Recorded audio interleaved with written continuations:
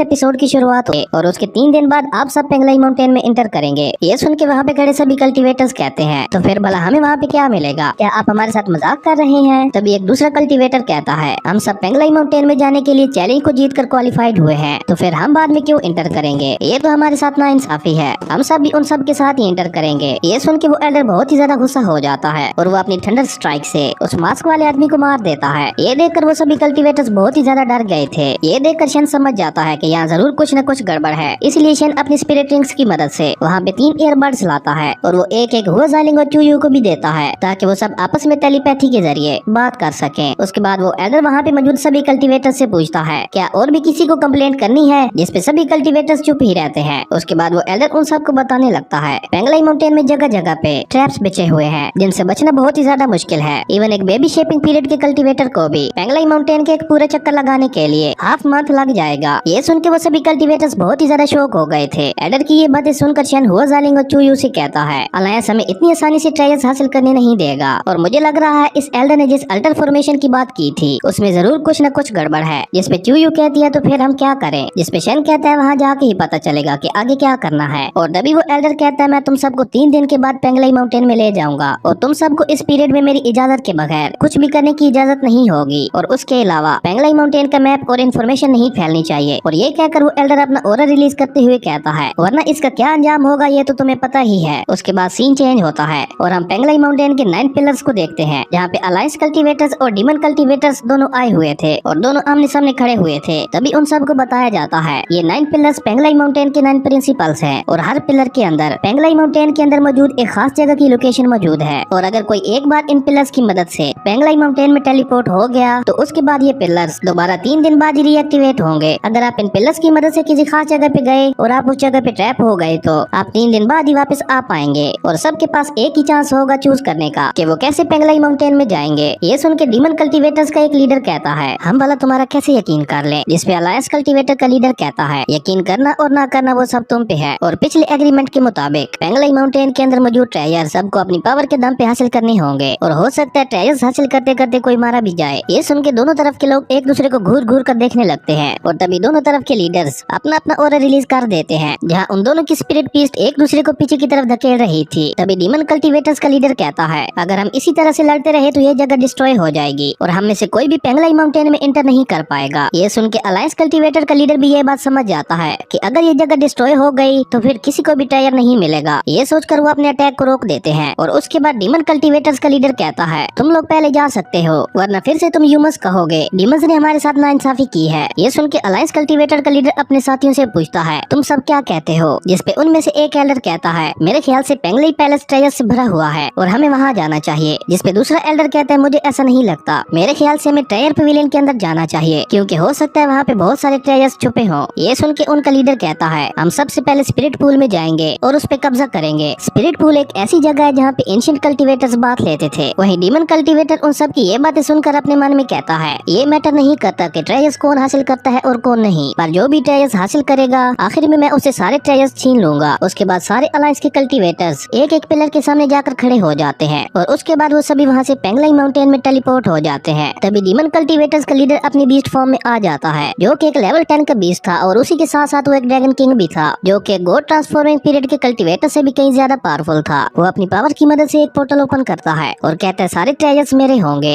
ये कहकर उस पोर्टल से होते हुए पेंगलाई माउंटेन के अंदर चला जाता है। उसके बाद सीन चेंज होता है और 3 दिन बाद एक बोट उड़ते हुए पेंगलाई माउंटेन की तरफ जा रही थी जिसमें शन और बाकी के फ्री कल्टीवेटर्स थे और तभी उन्हें पेंगलाई माउंटेन के अंदर जाने वाला पोर्टल दिखता है जिसे देखकर वो सभी आपस में बातें करते हुए कहते हैं, क्या ये वाकई सेफ है? इसमें कोई खतरा तो नहीं है ना? जिसपे वो एल्डर लियान शन कहता है, नहीं इसमें कोई खतरा नहीं है। और ये कहकर वो एल्डर उस पोर्टल से होता हुआ पेंगलाई माउंटेन के अंदर चला जाता है और उसके बाद सभी एक एक करके उस पोर्टल के अंदर जाने लगते हैं और सबसे आखिर में शन, हुआ जालिंग और चोयो वो तीनों भी उस पोर्टल के अंदर चले जाते हैं। और इसी के साथ हमारा ये एपिसोड यहीं पे खत्म हो जाता है। अगर आपको ये वीडियो अच्छी लगी तो लाइक कर दें और अगर चैनल पे नहीं आए हो तो सब्सक्राइब करते जाना। तो मिलते हैं एक न्यू वीडियो में, तब तक के लिए बाय।